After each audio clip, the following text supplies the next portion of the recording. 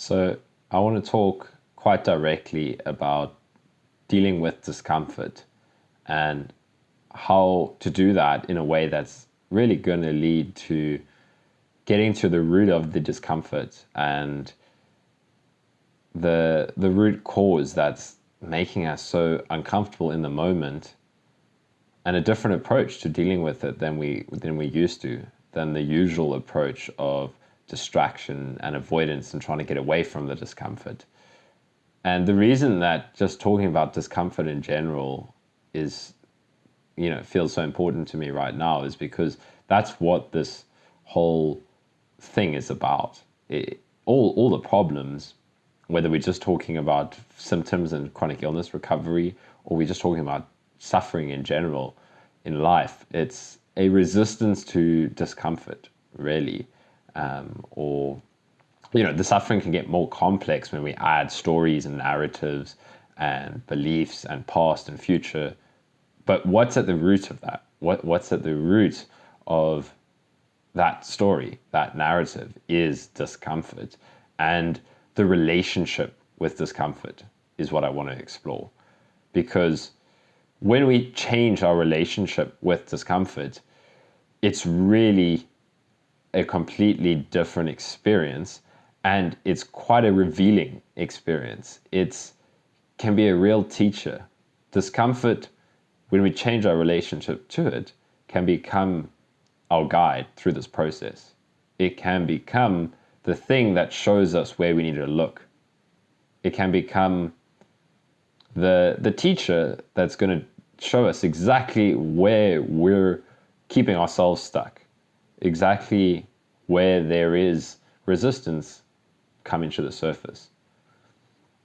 So if I look back at my recovery journey, there was, if I look back at the kind of shift in my approach that was helping me to recover and heal and get out of the suffering and the struggle, it was through leaning towards discomfort.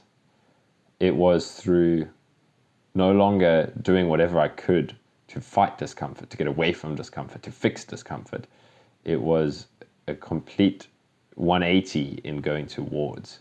So in this video, I don't just want to talk intellectually about discomfort. I want to give you a taste and a feel in the moment of what it's like to orient towards discomfort, or what we should do. Because all of the stuff that I'm trying to share is about in the moment exploration of where we're kind of pushing and pulling on our direct experience, where I'm fighting with a symptom and where I'm resisting a thought or an emotion. So I'll talk a little bit in this video, but my main goal is to help you navigate discomfort through watching this and listening to it. So that being said, I'll just give an example of a different approach to discomfort, how that might look.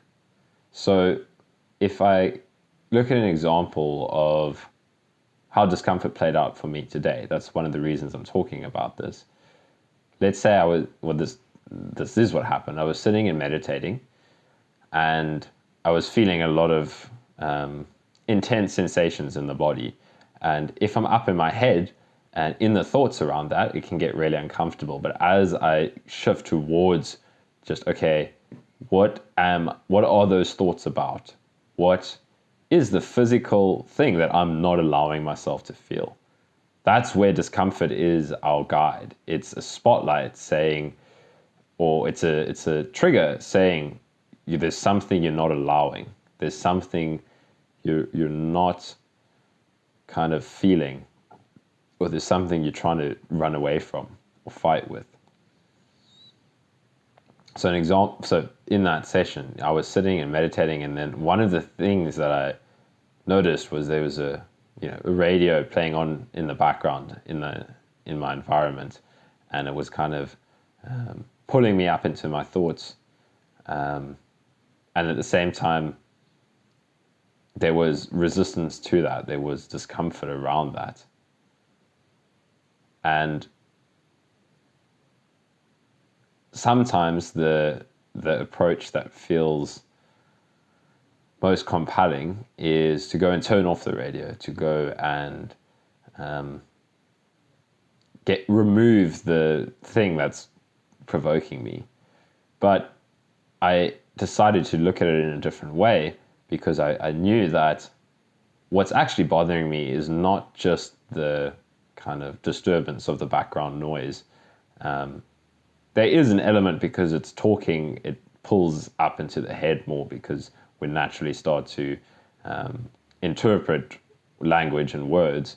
But the real reason that this is frustrating me is because of it's making me feel something that I don't want to feel.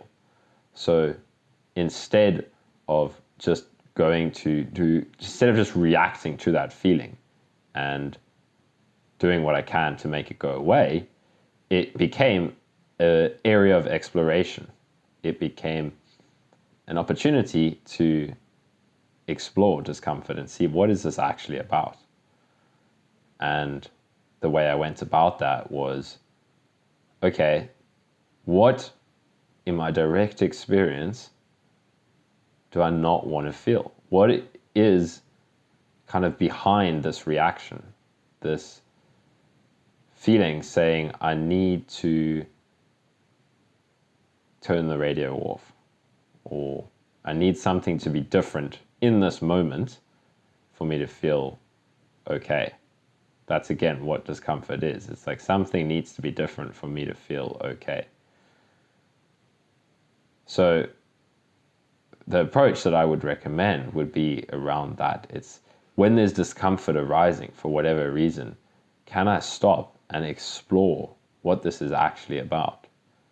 It can be a really revealing practice. And if I look back to my recovery journey, there was so many tools that I started introducing to help me to go towards discomfort as opposed to away from it, and it really helped a lot. This is where I started using practices like cold water exposure, putting myself in something that's initially really uncomfortable, and then seeing that the discomfort is from distancing myself from something that I'm feeling. Once I got more used to being in cold water, I would notice that the sensation of cold intrinsically is not a problem. It's the reaction to the intensity of the sensation. It would be like, okay, what is cold actually, and why is it a problem? And the more I would look into it, I'd be like, okay, it's just because I'm trying to stay up in my head and distance myself from this really intense sensation.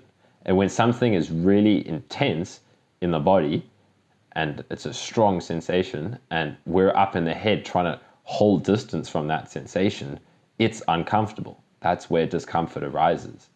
That's what I would say, that gap between trying to stay up in the head and control and manage and, be in this thought world of managing the physical sensation. That gap is what's uncomfortable. So that's why all of the processes or techniques that I use and that I would recommend for people in recovery is to go towards the discomfort and explore where is the discomfort arising. Because again, it's on one end, there's the intense physical sensation, and then there's a gap, and then there's the reaction on the other end. And that's where the suffering is, on the other end, saying, this is really uncomfortable, I wish this wasn't here. But if we close that gap, we kind of lose all the suffering. We lose all the discomfort. It's just the closer we can get to feeling the pure physical sensation, the less of a problem it is. So if I'm sitting and I'm noticing there's a lot of discomfort in the body, and it really helps to kind of have some time to practice this, because when we are so used to being up on the other end of the spectrum, not on the just pure direct intense experience, but if we're on the thought side of managing and interpreting and all of the labels around the sensation, all of the beliefs, that's another massive part. Is this physical experience right now is a problem because it's going to lead to these problems in the future. Tomorrow I'm not going to be able to do this and I'm not going to be able to do that. And if I keep on, if this stays around, it's going to cause an issue when I have to interact in this situation. And then there's beliefs about the past and the last time that I had this experience, it led to a big crash and all of that. All of that is on the analysis, interpretation, thought, kind of conceptual end of the spectrum. And on the other end, if we just kind of close that gap, okay, that's all thought. What is the thought all about? What am I reacting to? Where is the discomfort stemming from? Can I get closer to it? Can I get closer to it? And what is this experience like, just as it is? And you'll see along with, and that's why I said this takes practice, it just kind of, this is why in a lot of my videos I talk about the real rubber meets the road in sitting and exploring your direct experience. But the discomfort disappears with the gap closing. And this really takes a willingness to go into the uncomfortable. This is one of the things that I think is going to make the biggest difference in somebody's kind of trajectory with recovery, is how willing are you to start to explore where you're uncomfortable. And again, if you start to use discomfort as a tool to see, okay, if I am having discomfort in my experience right now, if there's something I'm struggling with, that is a sign that I need to go and investigate what am I not allowing to be here.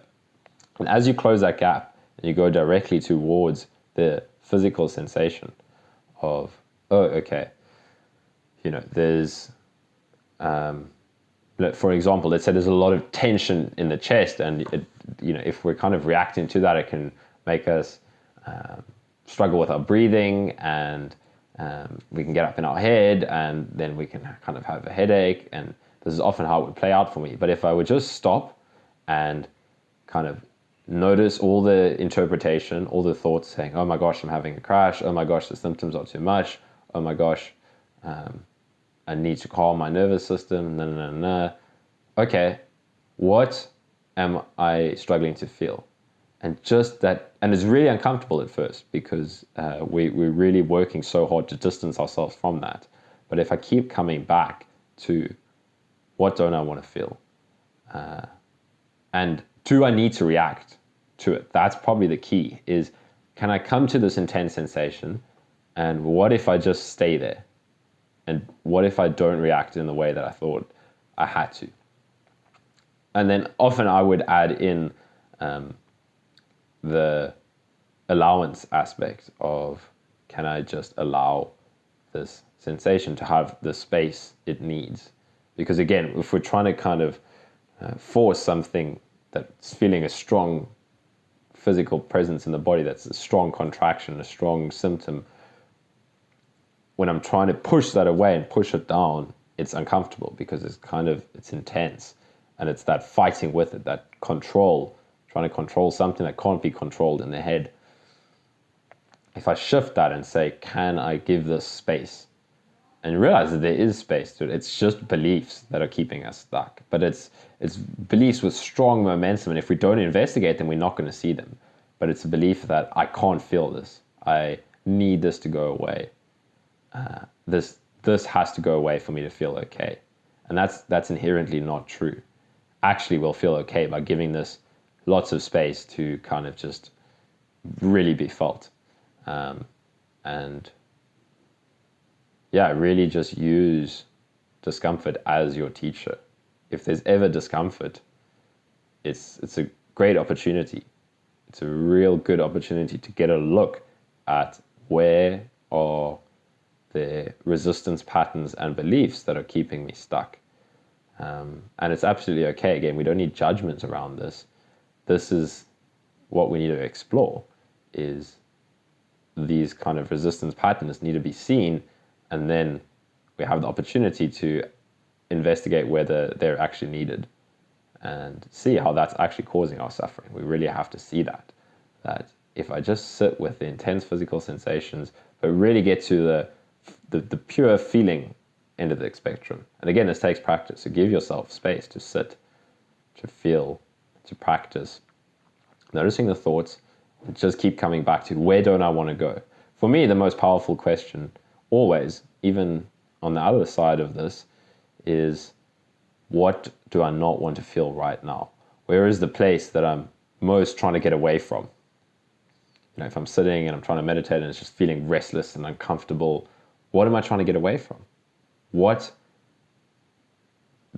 that simple. What am I trying to get away from? Where's the last place I want to go right now? And can I see whether I actually have to run from that? Because that's where the belief is. And it can almost be like a physical belief where there's physical resistance. So often if I talk about beliefs, we're just thinking about it, but it's a physical exploration. Where do I not want to go right now in my experience? And can I go there and just explore, just with a completely open mind? What is this? What is this like if I don't react to it? And do I need to react to it? And the only way to do this is to explore it, is to go down that path. So there we go. I hope that's helpful, and good luck with the exploration, because it takes a certain willingness. We almost have to get to that point where we see that avoidance doesn't work, distraction doesn't work. I have to go towards the uncomfortable. And it ends up being the best possible thing you can do, but it takes a willingness. You have to be willing to feel what you don't want to feel. And eventually it's completely worth it, but you have to get to that place where you're willing to go there. So go there. It's challenging, but be brave. You can do this, and you have the capacity to feel that. There's just identities and beliefs and thoughts that are getting in the way, and we need to get underneath that. So you have the capacity to go there. Absolutely. There's nothing that you can't feel, but it might feel really intense and it might feel really overwhelming, but explore it directly. Get underneath the thoughts, get underneath the beliefs, get underneath the labels, the interpretations. What is actually here without all of that? Explore it.